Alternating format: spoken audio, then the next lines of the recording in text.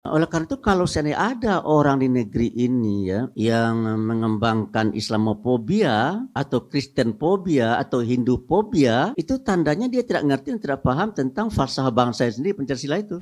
Apa beda antara etika dengan law ya dan values? Kalau values kita langgar ya, itu yang menghukum diri kita sendiri. Tapi kalau etika yang kita langgar yang menghukum masyarakat. Tapi kalau law yang kita langgar yang menghukum negara. Oleh karena itu saya terus terang saja mengkritik pemerintah hari ini karena politik ekonomi pemerintah hari ini menurut saya terlalu berpihak kepada segelintir orang yang namanya pemilik kapital, yang namanya oligark. Oleh karena itu kalau pemerintah tidak mengendalikan masalah ini, tidak memperlihatkan affirmative action, keberpihakan kepada masyarakat lapis bawah, ya terutama yang mayoritas penduduknya beragama Islam ini, maka menurut saya tunggulah waktunya ya. Negeri ini akan porak-poranda.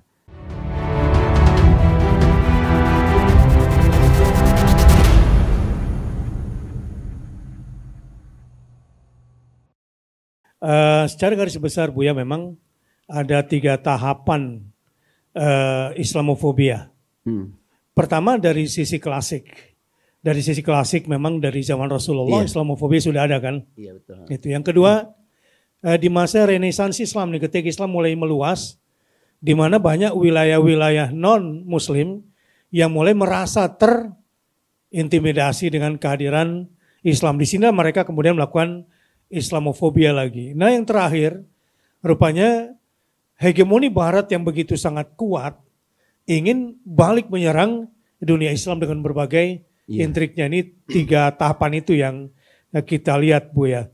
Nah kembali ke Indonesia, melihat situasi seperti itu, agar kita tetap pada persatuan kita, tetap pada Pancasila kira-kira bagaimana sikap kita sebagai bangsa Indonesia ketika melihat adanya Islamofobia baik di dalam negeri. Kemarin misalnya ada teman berusaha untuk mengadvokasi kelompok Islam yang merasa dipojokkan di Bali, ya. Nah, kemudian mereka berjuang sebab memang di situ sudah sangat tampak sekali kebencian terhadap Islam ya. Nah, tetapi bagaimana agar hal-hal ini tidak terus berkembang? Menurut Buya, apakah perlu kita di Indonesia ini selain Pancasila kita membuat katakanlah rancangan undang-undang anti-Islamofobia? Ya kalau bagi saya ya, saya kan agak sedikit ngerti lah tentang falsafah-falsafah dunia ini ya. Liberalisme, kapitalisme, sosialisme, komunisme, Pancasila gitu ya. Saya terus terang ya melihat ya, falsafah bangsa Indonesia ini yang namanya Pancasila hebatnya luar biasa. Alhamdulillah. Dia kan punya 5 sila kan. Sila pertama ketuhanan yang Maha Esa. Sila kedua kemanusiaan dalam beradab. Sila ketiga persatuan Indonesia. Sila keempat kerakyatan dan pemilihan kemanusiaan dan perwujudan perwakilan. Sila kelima adalah keadilan sosial bagi seluruh Indonesia itu ya. Itu sila pertama itu menyinari sila kedua. Sila pertama kedua menyinari sila ketiga. Sila pertama kedua ketiga menyinari sila keempat. Sila pertama kedua tiga empat menyinari sila kelima gitu. Oleh karena itu kalau seandainya ada orang di negeri ini ya yang mengembangkan Islamofobia atau Kristenfobia atau Hindufobia, itu tandanya dia tidak ngerti dan tidak paham tentang falsafah bangsa sendiri, Pancasila itu. So kalau seandainya kita mentolerir dan membiarkan Islamofobia, Kristenfobia, Katolikfobia, Hindufobia, Buddhafobia dan Konghucufobia di negeri ini ya, maka di antara kita sebagai warga bangsa akan terjadi berantuk-antukan ya, akan terjadi perpecahan. Dan kalau sana itu yang terjadi maka berarti sila ketiga sudah terlanggar ya. Sila ketiga adalah persatuan Indonesia. Oleh karena itu yang harus kita usahakan adalah bagaimana caranya supaya persatuan dan kesatuan serta rasa kebersamaan di antara kita tetap bisa terjaga dan terpelihara. Oleh itu kalau Ustadz Bakhtiar Nasir menginginkan ada undang-undang yang agak lebih jelas begitu yang mengatur ini, saya rasa bagus juga ya. Supaya apa namanya? Supaya ya terukur gitu kan. Supaya jelas ya batas-batas yang sampai di mana kita bisa berbuat dan dalam hal-hal apa kita tidak bisa berbuat ya. Tapi tertulis menjadi undang-undang. Kalau tadi itu kan ada levelnya, level values, level norm dan etika, level law ya. Kita mungkin barangkali belum punya law yang jelas ya, tapi etikanya sudah ada. Ya, value-nya sudah ada ya. Contohnya value-nya adalah Bhinneka Tunggal Ika. Meskipun kita berbeda-beda agamanya, sukunya ya, tapi kita tetap bersatu. Itu values-nya ya. Values-nya itu. Jadi sudah ada dasarnya, tinggal dituangkan ya. Dituangkan ke dalam bentuk law yang, kalau law itu dia, kalau dilanggar kita kena sanksinya. Kalau etik, apa beda antara etika dengan law ya, dan values? Kalau values kita langgar ya, itu yang menghukum diri kita sendiri. Iya. Tapi kalau etika yang kita langgar, yang menghukum masyarakat. Iya. Tapi kalau law yang kita langgar, yang menghukum negara. Gitu. Oleh karena itu kalau ada orang yang melakukan hate speech terhadap Kristen, Katolik, Hindu, Buddha atau terhadap Islam, maka dia bisa diamankan oleh negara gitu. Dan tidak boleh atas dasar kebebasan ya. Jangan kita korbankan rasa kebersamaan kita untuk kebebasan. Gitu, seperti di barat itu ya, mereka mengorbankan kebersamaan demi kebebasan. Kalau bagi kita tidak. Anda bebas berbuat apa saja selama itu dalam koridor yang sudah ditentukan. Tuh, koridornya apa? Secara garis besar ya 5 sila yang ada dalam Pancasila itulah gitu kan. Jangan sampai tersobek keyakinan orang oleh kita, jangan sampai tersobek kemanusiaan orang oleh kita, jangan sampai tersobek persatuan dan kesatuan kita sebagai bangsa oleh kita gitu kan ya. Tuh, jangan sampai tidak mau berdialog, tidak mau berdiskusi ya, tubuh subur di negeri, jangan sampai seperti itu. Jangan sampai tidak tercipta keadilan sosial gitu. Dan juga masalah sosial ekonomi ini juga sangat berpengaruh menurut saya ya. Ekonomi juga sangat di negeri ini tidak mustahil ya akan terjadi Chinese phobia. Tidak mustahil akan terjadi Chinese phobia. Karena apa? Karena ekonomi terlalu didominasi oleh terlalu mereka dominasi gitu ya. Sementara yang penduduk asli tersingkir ekonominya gitu. Oleh karena itu saya memang menghimbau betul kepada pemerintah supaya di dalam mengelola ekonomi ini berhati-hati.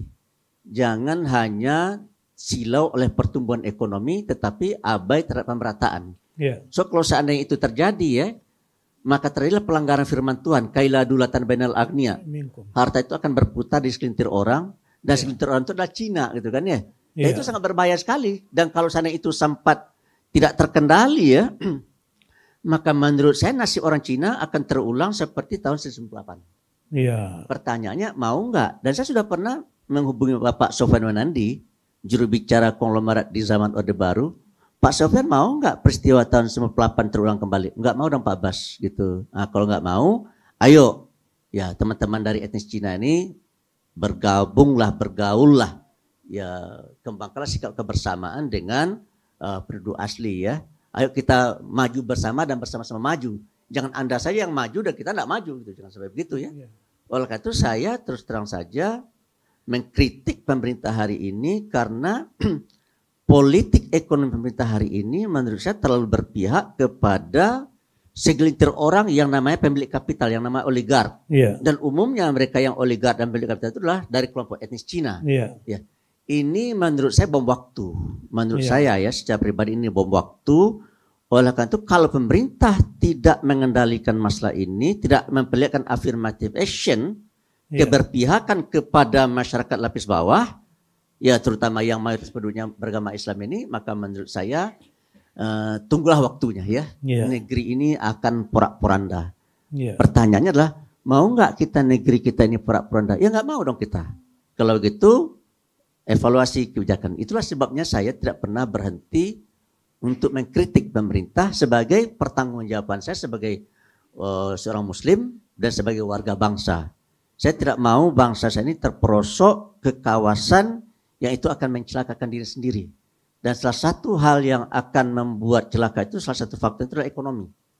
Karena di dalam ayat tadi itu kaila dulatan bainal agnia, kalau ayat itu dilanggar ya, maka berarti akan terjadi di negeri ini konsentrasi kekayaan di segelintir orang. Nah, kalau terjadi konsentrasi kekayaan di sekitar orang, maka menurut Milton Friedman ini adalah peraih Nobel dalam bidang ekonomi, dia tidak hanya sekedar menguasai ekonomi, tapi dia juga akan menguasai politik. Yeah. Nah, kata Milton Friedman, bila economic power dan political power berada di satu tangan, maka dia akan melahirkan rejim yang tiranik. Rejim yang tiranik itu apa itu maksud kita? Rejim yang zalim. Yeah. Rejim yang zalim ya. Tughyan. Zalim itu artinya gini. Kalau dalam bidang hukum, tajam ke bawah, tumpul ke atas, tajam ke lawan, tumpul kepada lawan. Yeah. Gitu ya. Jadi oleh karena itu menurut saya di negeri ini fenomena itu sudah ada. Yeah. Jadi berarti di negeri ini rejimnya tiranik ini sebenarnya gitu ya. Yeah. Kenapa rejim ini tiranik? Karena rejim yang ada hari ini dikendalikan oleh pemilik kapital, oleh oligark. Yeah. Dulu di zaman Pak Harto sebagai politisi dan tentara juga gitu ya, mengendalikan pengusaha. Jadi tidak ada pengusaha yang berani melawan Pak Harto. Tidak ada pengusaha yang tidak dikendalikan oleh Pak Harto. Yang namanya orang terkaya nomor 1 di zaman Pak Harto itu namanya Lim Swee Leong, itu dibesarkan oleh Pak Harto. Yeah. Semua orang kaya di Indonesia itu dibesarkan oleh Pak Harto. Tetapi begitu reformasi, tadinya Pak Harto di atas, oligarki di bawah, pemilik kapital di bawah, sekarang dengan reformasi terbalik. Iya. Para pemilik kapital di atas, pemerintah yang di bawah gitu. Ini tidak sehat ya. Semestinya pemerintah itulah yang mengendalikan rakyatnya. Bukan segelintir orang itu yang mengendalikan rakyat gitu. Yang namanya oligark itu. Oligark itu ya, maaf ini.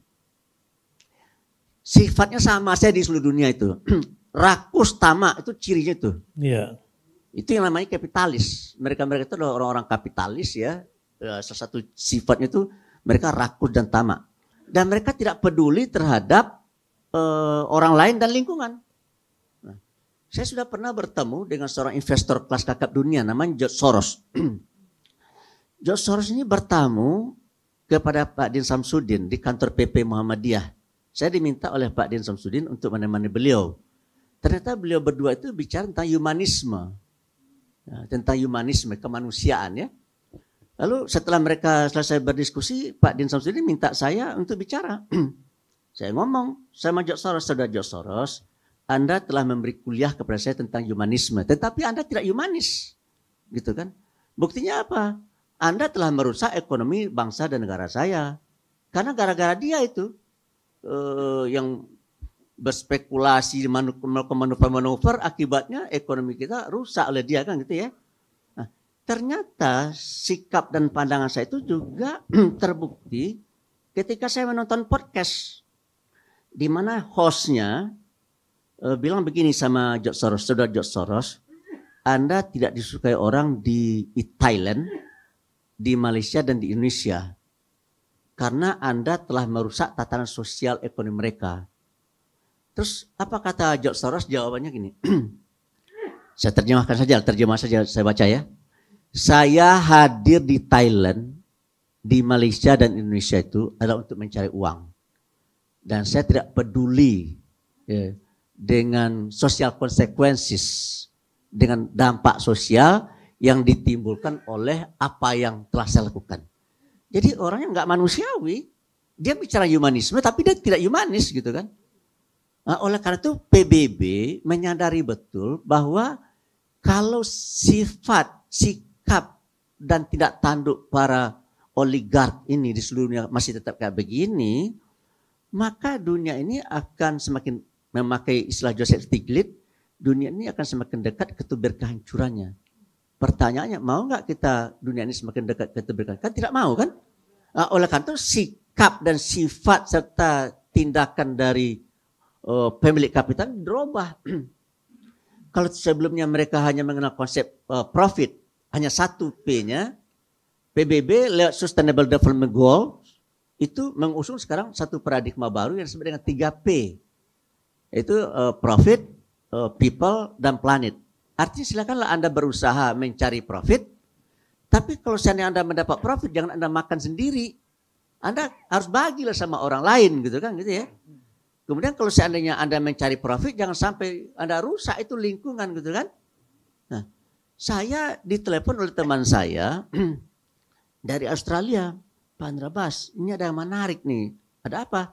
Saya baru saja selesai mengikuti seminar internasional di sini, kata beliau kan. Ternyata dunia sekarang ini mengusung konsep 3P, yaitu profit, people, dan planet.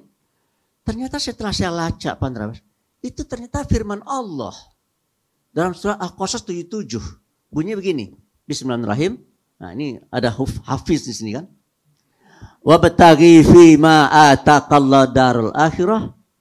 Silakanlah engkau cari akhiratmu dengan mempergunakan karunia-karunia yang sudah aku berikan kepada kamu. Wala tansa nasibaka minad dunya. Tapi jangan lupa tentang nasib kamu di dunia. Artinya kita harus mencari profit. Nah, kalau seandainya kita sudah mendapatkan profit, wa ahsin kama ahsanallahu. Berbuat baiklah kamu kepada sesama sebagaimana saya telah berbuat baik kepada kamu. Wala tabghil fasada fil ard, ya. Dan janganlah kamu berbuat binasa di bumi. Innallaha la yuhibbul mufsidin. Nah, untuk ada hafiz di samping ini. Nah, setelah dia menyatakan ternyata Pak Andrabas ya, firman Tuhan yang sudah turun 14 abad yang silam baru hari ini mendapat pembenaran dari dunia, kata beliau kan. Tuh. Lalu saya bilang begini, lalu Anda sudah gembira begitu? Ya saya gembira sekali Pak Andrabas. Itu kurang P-nya 1 itu. Saya bilang, apa itu Pak Andrabas? Paradise. Apa? Surga kan? Wabtaghi fima ataqallahu darul akhirah. Silakanlah engkau cari dan rebut surgamu nanti di akhirat dengan seluruh karunia yang sudah aku berikan gitu kan ya. Tapi jangan lupa di nasib kamu di bumi gitu kan ya. Jadi apapun yang kita lakukan, ketika kita mencari profit, ketika kita berbuat baik bersama, ketika kita tidak berbuat binasa di atas bumi, seluruhnya itu diinspirasi oleh nilai-nilai ilahiyah yang tujuannya adalah bagaimana nanti kita kalau seandainya sudah hidup kembali di padang mahsyar, kita termasuk orang yang diridai oleh Allah Subhanahu wa taala sehingga kita dimasukkannya ke dalam surganya. Tapi dalam kesimpulan saya, banyak sekali orang-orang kaya di dunia ini yang saya rasa tidak akan masuk surga. Kenapa? Karena tidak bertuhan. Iya. Bagaimana Tuhan akan memasukkan orang yang tidak mempercayainya untuk ke dalam surga kan gitu ya? Karena dia sekuler, ya kan? Karena dia liberal. Bagaimana Tuhan akan memasukkan orang-orang sebetulnya dia bertuhan Bu ya, bertuhan pada uangnya. Itulah kan gitu ya. Kan sementara uang tidak bisa membawa kita ke dalam surga kan ya? Iya. Yang bisa masukkan ke dalam surga kan ya Tuhan kan ya? Iya. Sebanyak apapun uang kita tidak bisa mendorong kita masuk surga kan gitu kan? Iya. Tuhan, saya banyak bawa uang nih, ketika sebelum mati duit saya banyak, tidak bisa menolong kan? Yang namanya uang apa? Harta, kekuasaan ya, istri. Teringatkan ya ayuhan nasu taqu rabbakum wahsyau yaumal la yajzi waladun awaladi. Betul ya? Wala mauludun huwa jazza awli syai'an. Nah, ya kan? Seorang bapak tidak bisa nolong anaknya, anak tidak bisa nolong bapaknya. Makanya saya bilang sama istri saya ya, Ibu, hidupku bukan untukmu. Nah, itu istri saya mulai pucat, dia kenapa ini? Ada apa dengan suami saya ini kan gitu. Lagi kerasukan apa nih gitu ya? Apa maksudnya itu? Ya hidupku bukan untukmu. Gitu. Hidup papa ini bukan untuk mama. Untuk siapa? Nah, saya diam aja. Ternyata perempuan itu kalau dipikirkan semakin naik di tensinya kan. Yeah. Untuk siapa ya kan? Ada yang lain nih. Ada yang lain. Ada yang lain betul kan? Saya diam aja. Saya yang keberapa nih? Tinggi. Untuk siapa ya kan? Iya. Nah, baru saya jawab. Hidupku ini bukan untukmu, tapi adalah untuk aku persembahkan kepada Tuhanku. Karena Tuhanku menyuruh aku untuk berbuat baik kepada kamu, maka aku berbuat baik kepada kamu. Oh begitu. Kalau kamu minta TV, saya beliin TV. Kamu minta beli mobil, saya beliin mobil. Gitu. Kamu minta rumah, saya belikan rumah. Asal saya punya uang. Iya. Tapi kalau saya tidak punya uang, jangan diminta gitu kan. Oh itu konteksnya. Kalau cara saya adalah begitu dapat gaji, saya kasih aja amplopnya sama istri. Iya. Saya kan dosen ya. Amplopnya saya kasih sama istri saya. Dia pegang saya main. Kasih sama istrinya. Nah, tapi kan ada amplop-amplop lain. Ya. Kalau amplop-amplop lain ini kita atur sendiri kan begitu ya. Ya, tapi itu bagi saya karena amplop yang dia terima itu sudah cukup untuk diri dia dan saya tidak pernah minta lagi. Gitu. Jadi saya nggak butuh amplop. Kadang-kadang ketakutan ini tidak hanya terhadap agama ya.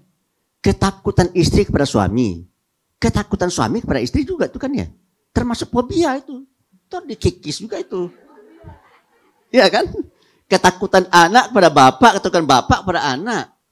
Itu harus dikikis juga itu. Jadi orang yang takut itu Pak, Bapak dan Ibu tidak akan bahagia.